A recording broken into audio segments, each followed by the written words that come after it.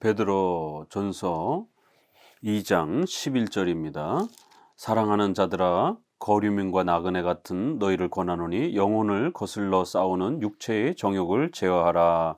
너희가 이방인 중에 행실을 선하게 가져 너희를 악행한다고 비방하는 자들로 하여금 너희 선한 일을 보고 오시는 날에 하나님께 영광을 돌리게 하려 함이니라. 2장 초반부에서는 우리가 성화의 이러한 또 열매를 열심히 또 책임감 있게 실천해야 되는 그러한 원인과 또 이유를 설명을 했습니다. 본격적으로 이제 십계명을 기본으로 해서 기독교인의 이런 여러 윤리들을 몇 차례 나누어서 설명을 합니다. 13절부터는 국가의 이러한 질서, 크리스찬들은 이 시민으로서 어떻게 국가 사회 질서 속에서 살아가야 되는가, 또 그 다음에 직장의 이러한 또 종업원으로서 또 주인과 종업원의 이런 관계가 있는 직장과 사회 질서 속에서 크리스찬들은 어떻게 살아가야 되는가, 또 3장에서는 남편과 아내의 가정의 이러한 그 질서들을 또 크리스찬들은 어떻게 구성해 가야 되는가, 이러한 몇 가지 주제들은 다 십계명과 관련되어 있는 그런 주제들입니다. 베드로서나 전서 또 바울 서신 이렇게 모든 기독교 윤리에 대한 그 구체적인 명령들은 전부 다 십계명을 기본으로 해서 펼쳐가고 있음을 항상 명심하셔야 됩니다. 성도들은 이 땅에서 비록 거류민 나그네 같이 이렇게 또 우리가 비록 삶을 살아간다 할지라도 성도들은 십계명의 이러한 그 삶을 가지고 하루하루를 최선을 다해 살아가라는 것이, 우리 성도들은 나그네다 이러한 그 정의, 그래서 우리의 본질, 우리의 또 본향은 천국이기 때문에 이 땅이 최종 목적이 아니기 때문에 레위기에서도 그렇고 레위기 25장에서도 그렇고 또 베드로서에서도 성도들을 나그네라 이렇게 표현하면서 비록 이 땅에서 우리가 원하는 바대로 모든 것이 다 이루어지지 않는다 할지라도 이 땅은 나그네처럼 그렇게 살아갈 각오를 하면서 최종적인 하나님의 나라를 꿈꾸면서 천국을 소망하면서 그렇게 매일매일 하루하루를 우리는 십계명을 중심으로 해서 최선을 다하며 살아가라는 거예요. 영혼을 거스러 싸우는 육체의 정욕을 제어하라. 이렇게 이 땅에서 우리의 육체의 그런 욕심과 욕망들을 철저히 제어하면서 그렇게 십계명을 실천하기 위해서 노력해야 된다라는 겁니다. 이 표현은 육체의 정욕이라는 말은 조심해서 읽어야 되는 것은 육체는 악한 것이다 이렇게 해서 금욕주의로 읽으면 안 됩니다. 인간이 먹고 마시고 의식주와 관련된 이러한 인간의 육체 자체를 의미하는 것이 아니라 인간의 본성의 그 죄악된 욕망을 말하는 것입니다. 그래서 이런 부분 하나도 잘못 읽게 되면 인간의 육체의 이런 활동은 다 더러운 것이다. 그래서 우리가 배고프면은 밥을 먹고 싶어하고 이런 의식주에 대한 이러한 그 갈망함을 갖고 이런 건 전부 다 육체의 욕망이기 때문에 더러운 것이다 이러면은 이거는 금욕주의, 이원론을 강조하는 이런 금욕주의자들의 해석이 됩니다. 세대주의 해석이 됩니다. 이것은 인간의 죄악된 본성을 말하는 것이지 단지 우리 인간의 몸, 육체가 죄악되다 이런 뜻이 아닙니다. 인간의 죄악된 그러한 인간의 본성적인 그 죄악된 욕망과 우리는 끊임없이 싸워가면서 십계명을 실천하기 위하여 더욱 애써야 된다라는 거예요. 이방인들은 늘 우리 크리스찬들을 공격하고 또 크리스찬들을 험담하고 조롱하려고, 사탄은 악한 자들을 이용해서 우리 크리스찬들을 늘 넘어뜨리려고 그렇게 시시탐탐 또 공격한다라는 겁니다. 그렇지만 이렇게 항상 성도들은 선한 그러한 삶을 꿈꾸고 십계명을 실천하기 위해서 하나님께서 원하시는 그 선한 삶을 빛과 소금의 역할을 감당하며 하나님의 영광을 돌리기 위하여 우리의 전 삶을 그렇게 노력해야 된다라는 겁니다. 왜냐하면 바로 그 선한 일, 마태복음 5장 16절에서 읽어드렸던 것처럼 빛과 소금의 역할을 할 수 있도록 성도들의 착한 행실들을 통해서 그렇게 하나님의 영광이 혼생에 드러나고 교회가 세워져 가도록 성도들의 착한 행실을 하나님은 중요한 유형교회의 확장의 전도의 수단으로 삼으시겠다라는 겁니다. 그렇기 때문에 성도들은 이러한 착한 행실들을, 선한 일들을 더욱 목표로 삼고 하나님의 영광을 돌리는 그러한 목표로 삼고 부단히 노력해야 된다는 겁니다. 자, 이제 그 중에 13절에 인간의 모든 제도를 주를 위하여 순종하되 혹은 위에 있는 왕이나 혹은 그가 악행하는 자를 징벌하고 선행하는 자를 포상하기 위하여 보낸 총독에게 하라. 곧 선행으로 어리석은 사람들의 무식한 말을 막으시는 것이니라. 이렇게 해서 인간에 세운 모든 제도, 이렇게 옛 번역에는 또 이렇게 표현되기도 하고, 인간의 모든 제도를 이렇게 또 개정판에는 번역하기도 했습니다. 국가론에 대한 부분을 설명을 합니다. 크리스찬들은 어떻게 국가의 이러한 또 시민으로서 살아가야 되는 것인가, 이러한 국가에 대한 그 자세와 태도들은 역사 속에 항상 많은 문제들이 이걸 잘못 해석했을 때 지난 2000년 동안 발생했습니다. 첫 번째는 반문화주의, 에 연관돼서 반국가주의, 국가를 죄악된 사탄의 그런 세력으로만 평가하면서 국가의 모든 요구들을 거부하는 이러한 극단적 금욕주의, 이원론, 영지주의적 그러한 그 세계관을 물려받은 이런 형태들입니다. 오늘날도 국가에 대해서 아주 적대적인 그러한 그 반응을 보이는 분들이 있어요. 또 거꾸로 교회가 국가를 이렇게 지배하는 또 그러한 또 형태가 있습니다. 이러한 부분들은 국가와 교회를 또 이렇게 하나로 이렇게 보려고 하는 또 그런 형태입니다. 첫 번째는 국가와 교회를 완전히 분리시키는 그러한 태도고요. 또 두 번째는 국가가 교회를 지배하든 국가가 교회를 지배하든, 이렇게 교회가 국가를 지배하든 국가가 교회를 지배하든 국가와 교회를 하나처럼 여기려고 하는, 동일화시키려고 하는 또 이러한 친국가론, 이런 형태죠. 이런 것도 문제가 됩니다. 그렇게 되면 마치 국가를 만드는 것을 교회를 만드는 것처럼 이런 일들이 벌어지게 되고, 그래서 전쟁을 통해서라도 그렇게 교회를 세우는 그런 로마 시대의, 로마 가톨릭의 중세 시대의 십자군 전쟁처럼 전쟁을 통해서 남의 나라를 침략해 가지고 교회를 세우는 것이 마치 교회의 본질이 목적인 것처럼 이런 심각한 일들이 벌어집니다. 그래서 친국가론, 세속국가론도 문제가 되고 반국가론도 문제가 되는 겁니다. 특별히 1세기 당시에는 로마의 식민지로 살아가던 이러한 시절에 또 독립운동을 꿈꾸고 있었던 사람들도 있었고, 또 바리새인들 같은 또 그런 아주 반국가적인, 반로마적인 태도를 취하고 있었던 사람도 있었고요. 그래서 예수님의 제자들 중에서도 젤로 땅이라든가 이런 사람들이 쫓아다녔습니다. 또 사두개인들처럼 이 사람들은 친로마파입니다. 그래서 로마를 이용해서 또 그렇게 잘 먹고 잘 살려고 하는 그러한 친로마파적인 또 그러한 사람들이 있었습니다. 그럴 때 이제 과연 크리스찬들은 자기들을 지배하고 있는 이 로마라는 나라를 어떻게 해야 되는 건가? 로마라는 나라를 완전히 그렇게 없애버리고 로마라는 나라를 완전히 적대적으로 돌려야 되는가? 아니면 로마라는 나라를 무조건 수용을 해야 되는 것인가? 이제 이러한 국가론과 관련해서 크리스찬들은 어떤 자세를 취해야 되는가? 이건 오늘날도 굉장히 어려운 문제입니다.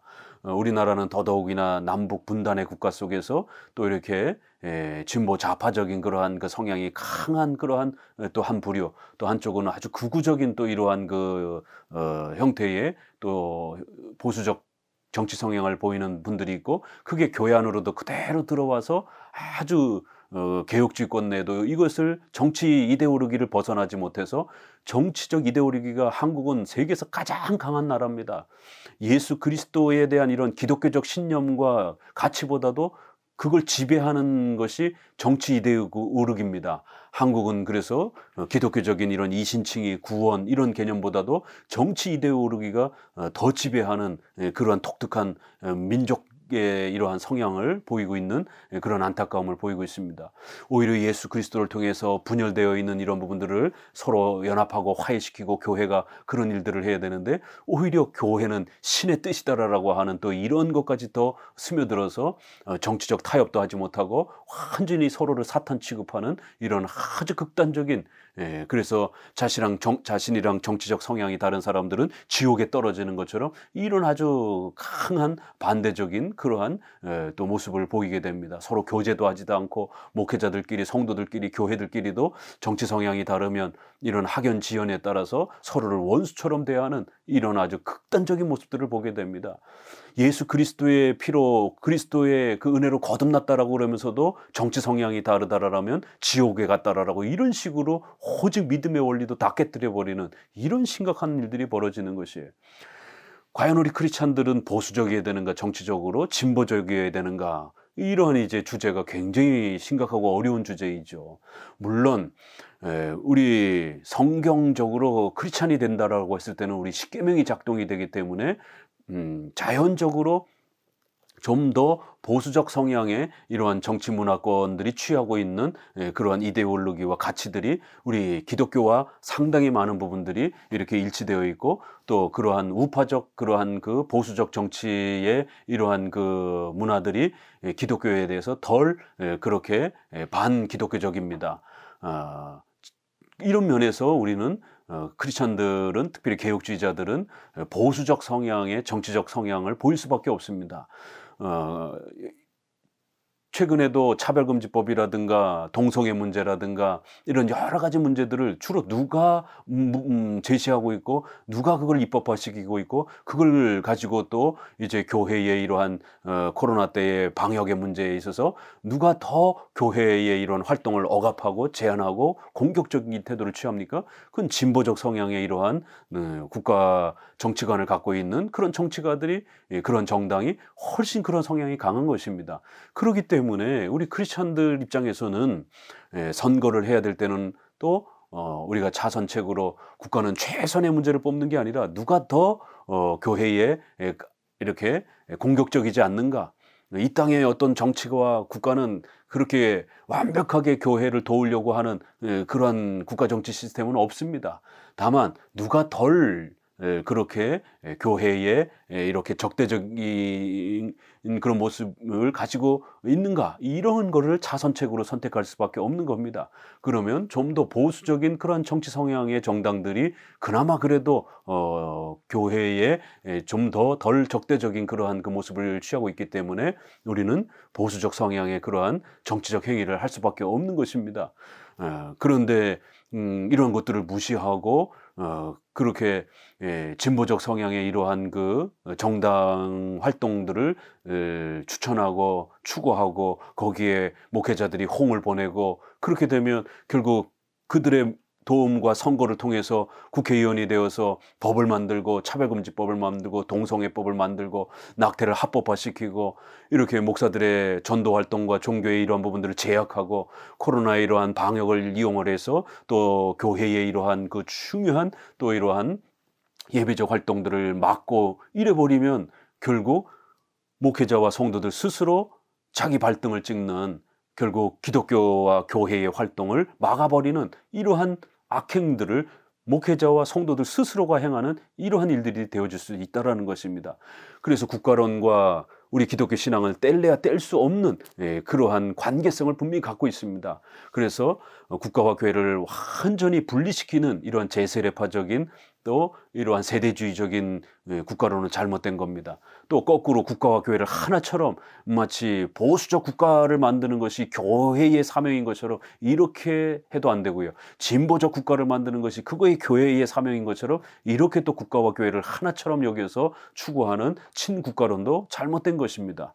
우리 장로교는 웨스트민스터 신앙고백 23장에서 고백하고 있는 것처럼 국가는 국가대로, 교회는 교회대로, 정교 분리 원칙, 그러나 그건 극단 분리가 아니라 상호 협조하면서 국가가 교회를 도와주고 또 교회는 국가를 도와주는 상호 협조적 구별의 원칙, 이런 개념입니다. 정교 분리의 원칙이라고 하는 것은 국가 일에 전혀 간섭하고 또 조언하지도 말아라, 이런 뜻이 아니라 기본적인 책임과 의무는 서로 구별되어 있다는 거예요. 그래서 서로 간섭하면 안 된다는 겁니다. 그러나 서로 돕고 협력할 때는 또 서로가 돕고 협력해야 된다라고 하는 상호 구별의 원칙 개념인 것입니다.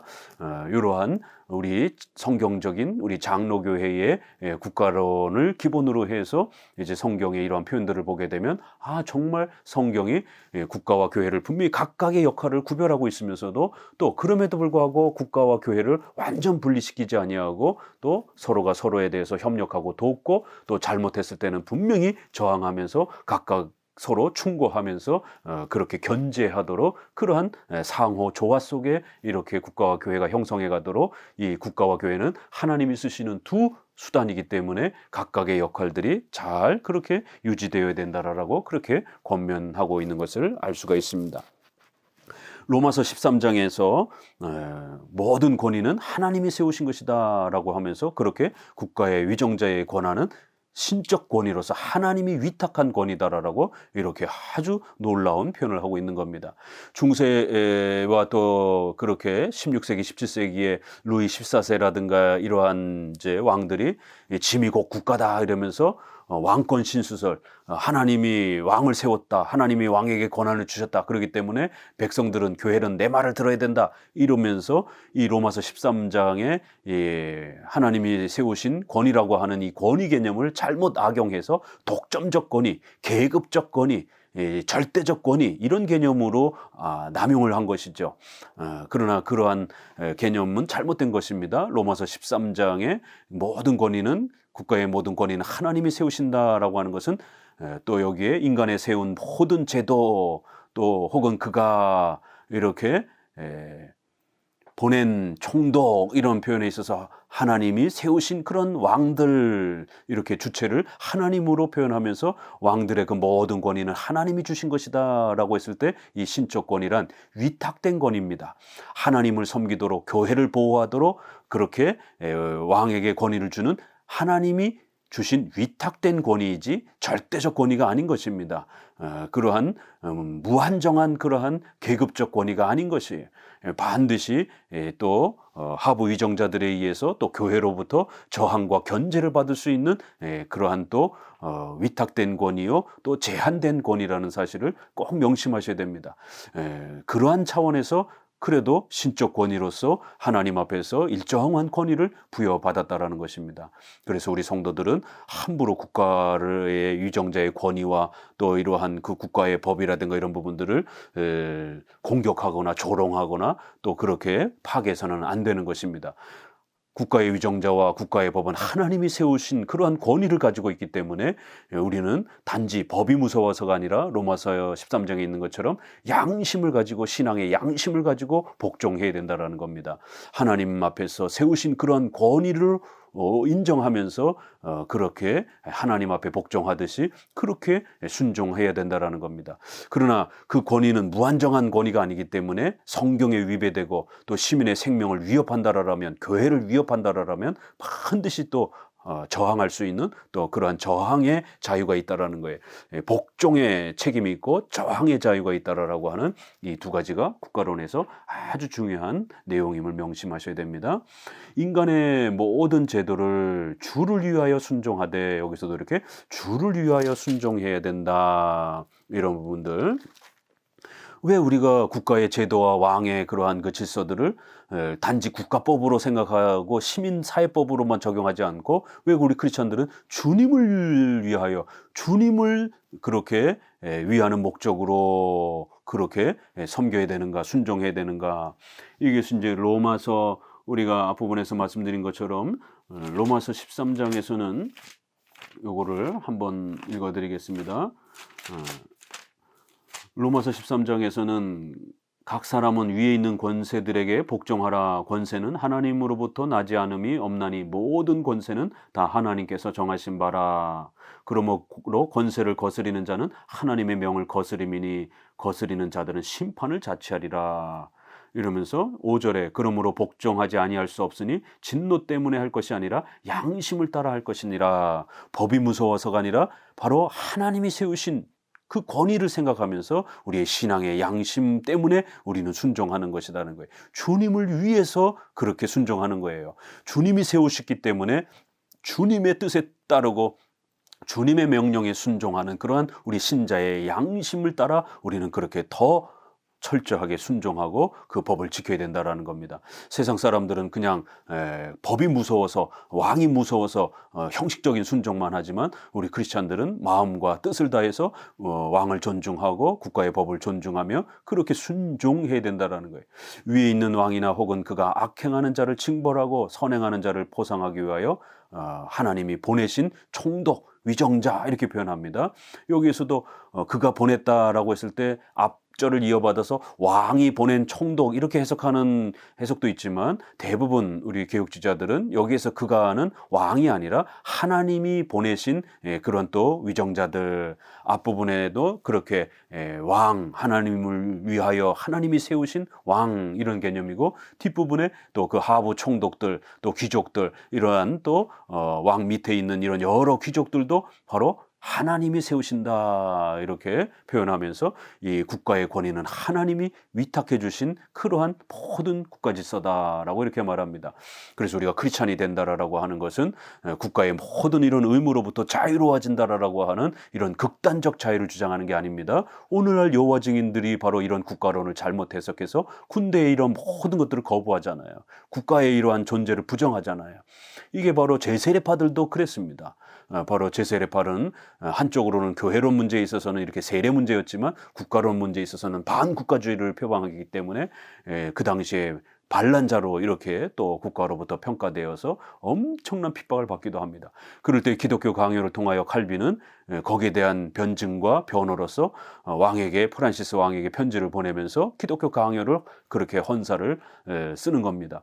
우리는 저 제세례파처럼 반란자들이 아니고, 우리는 국가를 하나님이 세워주신 그러한 위탁된 권위로 생각하면서 왕의 충실한 신하들이요, 또 왕을 하나님이 세우신 그러한 권위자로서 존중하고 복종하는 그러한 국가 질서를 존중하는 시민들입니다. 그렇기 때문에 우리를 반란자 취급하면 안 됩니다 라는 이러한 변호를 하면서, 그렇게 기독교 강요에도 성경적 국가관에 대해서 아주 놀라운 많은 내용들을 그렇게 소개하면서 복종의 의무와 저항의 책임을 이렇게 성경적 원리로 제시해주고 있는 것입니다. 하나님이 왕을 세우신 목적은 이렇게 로마서에 있는 것처럼, 이들은 권세를 가지고, 칼의 권세를 가지고 선한 일에 대하여 3절 두려움이 되지 않고 악한 일에 대하여 되나니, 내가 권세를 두려워하지 아니하느냐, 선을 행하라, 그리하면 그에게 칭찬을 받으리라. 그가 하나님의 사역자가 되어 내게 선을 베푸는 자니라. 그러나 내가 악을 행하거든 두려워하라. 그가 공연히 칼을 가지지 아니하였으니 곧 하나님의 사역자가 되어 악을 행하는 자들에게 진노하심을 따라 보응한다. 이렇게 국가의 위정자를 하나님의 사역자다, 이렇게까지 표현합니다. 교회의 목회자들을 하나님의 사역자다, 주의 종이다 라고 하는 위탁된 권위를 가지고 있는 그런 자처럼 표현할 때, 국가의 위정자도 그러한 표현을 동일하게 써주면서 하나님의 위탁된 권위를 가지고 있는 그렇게 두 기관으로 소개를 하는 겁니다. 그리하여 범죄자들을 처벌하고 죽이는 하나님의 진노와 심판을 집행하는 그런 도구들이라는 거예요. 그래서 위정자와 왕의 권위와 질서를, 법을 무시하게 되면 곧 하나님을 무시하는 행위로 그렇게 하나님이 평가하겠다라는 겁니다. 그래서 우리가 이 저항권이 분명히 있지만, 이 저항권을 잘 분별하고 해석해야 해야 합니다. 왜냐하면 저항은 분명히 할 수 있지만 어떤 주제와 어떤 내용으로 얼마만큼 저항하느냐는 건 굉장히 어려운 것입니다. 까딱 잘못하게 되면 순종해야 되는 그 주제와 책임 아래에서 저항을 하게 되면 하나님께 저항하게 되는 이러한 죄를 짓게 되는 것이에요. 많은 분들이 방역의 이러한 코로나 시절을 겪으면서 자기가 좋아하는 정부의 그러한 방역 정책과 이런 법은 무조건 절대적으로 따르고, 또 자기가 싫어하는 그러한 정부의 어떠한 합법적인 그러한 요구와 조언은 아주 귀를 닫고, 이런 아주 극단적 태도를 보입니다. 그렇게만 안 됩니다. 우리 보수적 그러한 성향을 보이는 이러한 개혁주의의 또 이러한 정치 문화관 아래에서도, 우리가 지난 3년 동안 제가 거듭거듭 말씀드렸잖아요. 우리 개혁주의는 분명히 보수적 정치 문화관을, 국가론을 펼칠 수밖에 없습니다. 그래서 저도 동성애를 반대하고 차별금지법을 반대하면서 이렇게 또 그 반대자들에 의해서 고발이 돼가지고 경찰 조사까지 받기도 하고 이렇게 고발을 당해보기도 했습니다. 그럼에도 불구하고 또 전염병 아래에서 이렇게 국가가 어떤 방역 정책을 펴서 이렇게 제시를 할 때에 그런 방역법에 대한 부분들을 무조건 우리가 거부하는 것이 아니라 그런 국민의 또 생명과 관련돼 있는 또 이런 영역들이 있기 때문에 우리가 일정한 또 국가의 법과 질서들에 대해서는 순종하고 또 받아들여야 되는, 그러나 또 거기에는 과도하게 또 교회의 예배를 폐쇄하고 막으려고 하는 또 이런 부분에 대해서는 또 우리가 저항해야 되는, 이렇게 다각도로 신중하게 여러 면들을 살피면서 이렇게 결정해야지 그걸 한 개인의 어떤 해석과 판단에 따라서 진보 정부의 어떤 방역법과 이런 모든 법에 이런 것들은 전부 다 싫어하고 거부하는 이런 형태로 나아가서 또 안 되고 또 그 반대적인 태도도 마찬가지인 것이죠. 그래서 사안별로를 잘 살펴야 되고 또 그것의 정도가 하나님의 섭리 안에서 어느 정도 우리 안에 그 세게 이렇게 또 그 악한 법들이 교회를 짓누르는가 이런 부분들을 살펴야 되는 것이고요. 그래서 저항에 대한 이러한 성격과 또 책임이 분명히 있다 할지라도 그 저항이 명백하게 교회를 핍박하는 것, 또 그 다음에 명백하게 시민의 생명을 위협한다라고 판단이 된다라면 단계별로 또 교단의 이러한 판단 아래에서 절차를 따라서 그렇게 저항해야 되는 것이지, 모든 그러한 그 법들을 갖다가 자기가 싫어하는 정부가 요구한다라고 해서 그냥 무조건 다 거부하고 자기가 좋아하는 정부라고 해서 반기독교적인 그러한 법률을 펼치는데도 무조건 막 수용을 하게 되는 이러한 형태는 결국 신자의 태도가 아니라 그거는 국가를 더 좋아하는 정당에 속해 있는 그런 어떤 사람들의 태도처럼 그렇게 행동하는 것밖에 안 되는 것입니다. 그래서 국가론에 대한 이런 부분들이 아주 짧지만 굉장히 강한 이러한 그 표현으로 소개가 되면서 국가란 선행으로 어리석은 사람들을 책망하고 그들의 도덕적인 잘못을 바로잡는 이러한 시민의 이러한 도덕적 생활을, 시민의 생명과 시민의 이러한 안전을 지키고 재산을 지키도록 그렇게 하나님이 국가를 사용하시기 때문에 국가의 이러한 그 존재와 권위와 국가가 이루어가는 그러한 여러 법들을 우리 크리스찬들은 또 잘 존중해야 된다라는 것입니다. 16절에 너희는 자유가 있으나 그 자유로 악을 가리는 데 쓰지 말고 오직 하나님의 종과 같이 하라. 뭇 사람을 공경하며 형제를 사랑하며 하나님을 두려워하며 왕을 존대하라. 그래서 분명히 크리스찬들은 자유가 있습니다. 그러나 그 자유를 가지고 함부로 그렇게 막 사용하면 안 된다라는 거예요. 특별히 조심해야 되는 것은 그 자유란 죄로부터의 자유이지 국가 사회 질서로부터의 자유가 아니라는 겁니다. 이제 뒤에 종과 관련된 책임, 사회 질서와 관련해서도 우리가 그렇게 사회 질서로부터의 자유가 아니라는 겁니다. 이걸 착각해서 크리스찬이 된다라고 하는 거를 만인 제사장을 잘못 이해해서 종교개혁 시대 때 제세례파가 모든 국가로부터 자유, 모든 그러한 사회적 의무로부터의 자유, 이래서 크리스찬이 된다라고 하는 것은 무한정한 자유를 누리는 것처럼, 그래서 이 땅에서 마치 천국의 삶을 또 천국의 질서를 누리고 실천할 수 있는 것처럼 이렇게 해석을 해서 반국가주의, 반사회주의자, 아주 반무질서주의자처럼 그렇게 행동했던 겁니다. 아니요, 크리스찬이 된다라고 하는 것은 죄로부터의 자유를 말하는 겁니다. 지옥의 형벌로부터의 자유를 말하는 것이지 국가 시민으로부터의 자유가 아닌 거예요. 사회 질서로부터의 자유가 아닌 겁니다. 그건 여전히 이 땅에 존재하는 겁니다. 그 책임 아래 우리는 묶여 있는 것이에요. 최후 심판을 통해서 영원한 천국의 세계로 들어가기 전까지 이 땅에서는 여전히 하나님께서 국가를 사용하시기 때문에 또 사회 질서를 사용하시기 때문에 그러한 질서를 우리는 지켜가야 되는 것입니다. 그래서 첫 번째는 자유를 남용하거나 오해하지 말라라는 것, 죄로부터의 자유라는 것.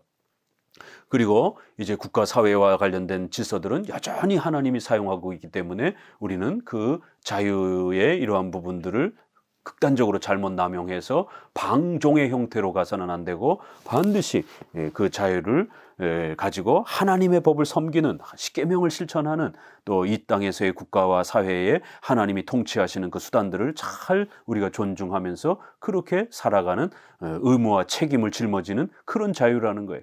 그래서 죄로부터의 자유, 또 하나님의 뜻을 섬기기 위한 그런 자유라는 겁니다. 그래서 우리가 죄로부터는, 하나님의 정죄로부터는 자유되었지만 하나님의 뜻인 십계명을 실천하는 그런 의무로부터는 여전히 그렇게 묶여 있는 것입니다. 그래서 자유로 악을 가리는 데 쓰지 말고 오직 하나님의 종과 같이 하나님의 뜻을 실천하는 이런 의무에는 여전히 묶여 있어서 십계명을 실천하고, 하나님이 이 땅에서 국가와 사회를 사용하시기 때문에 그러한 국가와 사회적 의무와 책임을 짊어지면서 그렇게 살아가야 된다는 거예요.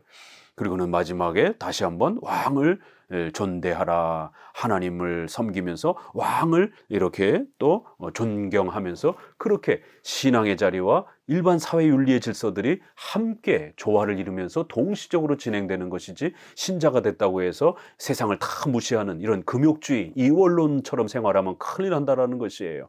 그래서 또 국가와 또 교회를 하나처럼 섞어가지고 그런 형태로, 세속주의 형태로 끌고 가도 안 된다라는 것입니다. 하나님을 경외하는 건 하나님을 경외하는 것대로, 또 왕을 존중하고 국가 사회 질서를 존중하는 것은 국가 사회 질서를 존중하는 대로, 이게 바로 정교 분리의 원칙인 것입니다. 베드로서에서도 이렇게 정교 분리 원칙이 아주 절묘하게 이렇게 표현되는 겁니다. 크리스천들은 각각의 사회적 의무와 질서를 잘 감당하고, 또 그러면서도 신자로서 책임감을 감당하면서 그렇게 살아가라는 것이에요. 그래서 이 두 질서는 동시적으로 함께 성도들의 삶 속에서 그렇게 펼쳐지는 것이지, 섞여도 안 되고 극단 분리도 안 된다라는 거예요. 예수님도 뭐라 그랬습니까? 가이사의 것은 가이사에게, 하나님의 것은 하나님에게, 각각의 고유한 역할과 각각의 고유한 책임이 구별되어 있다라는 거예요. 그러나 극단적으로 분리되어 있는 게 아니라 각각 그렇게 서로 상호 조화 관계에 있는 겁니다. 그래서 예수님도 세금을 내시는 것입니다. 아니, 예수님도 국가 질서를 존중하고 예수님도 국가의 모든 사회 질서를 이렇게 존중하면서 그렇게 사셨던 것입니다. 그런데 왜 크리스천들이 군대를 안 가고 국가 사회의 이런 모든 부분들을 거부하고, 또 자기가 좋아하는 정부, 싫어하는 정부를 나눠가지고 순종 유무를 그렇게 결정하고, 그러면 안 되는 것이에요. 성경 어디에 진보 정부에는 거부하고 또 보수 정부는 받아들이고, 또 거꾸로 내가 좋아하는 정부는 받아들이고 내가 싫어하는 정부는 거역하고, 이런 게 어디 있습니까? 예수님은 가이사, 그냥 그 시대에 통치하는 바로 그 정부를 그냥 그대로 통치권으로 인정한 겁니다. 베드로도 이 시대 당시에 네로가 통치하던 시대입니다. 이 배경을 생각하게 되면 이 말이 얼마나 무게감이 있는 걸 기억하셔야 됩니다. 바울과 베드로가 결국 이 네로의 폭정에 의해서 순교를 당합니다. 바로 그러한 가장 폭력적인 그러한 왕 중에 하나였던 네로의 시대에 바로 베드로는 네로의 이러한 통치권을 존중하고 하나님이 세우신 위탁된 권위를 가지고 있음을 또 우리는 그렇게 알아야 되고, 그래서 왕을 존경하고 왕이 펼쳐가는 그런 법들이 교회를 핍박하거나 시민 생명을 위협하기 전까지는 저항의 이러한 부분들도 분명히 저항할 수 있지만 조심하면서 그렇게 왕을 존중하면서 국가의 질서들에 순복하라는 것이에요. 하나님이 세우신 그러한 제도와 질서이기 때문에 그렇다라고 이렇게 표현합니다. 오늘 본격적으로 십계명의 이러한 기독교 윤리를 펼쳐가면서 크리스찬들은 어떻게 국가의 이러한 부분들을 또 바르게 적용하고 이해해야 될 것인가를, 성경적 국가관을 우리가 다시 한번 살펴보았습니다. 감사합니다.